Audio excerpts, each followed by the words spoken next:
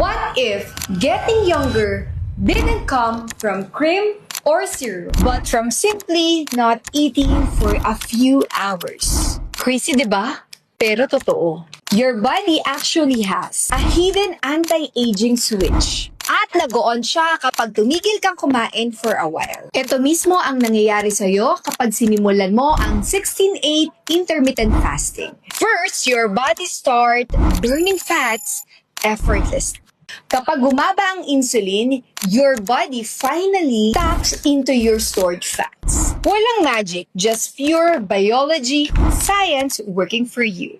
Second, autophagy turns on. Ito ang internal cleanup mode ng katawan mo. Your body recycles damaged cells, toxins, and waste. And it replaces them with younger, healthier, and stronger cells. Para kang nagre-reset from the inside. Pero, ito ang real talk.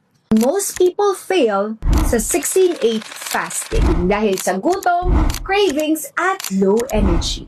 Kaya naman ako, I always use and drink the tea and fiber combo para mas madali at steady ang fasting ko. Kung gusto mong makita ang exact routine ko and how I use this combo para mas effective ang fasting, comment reset and I will send you all the details.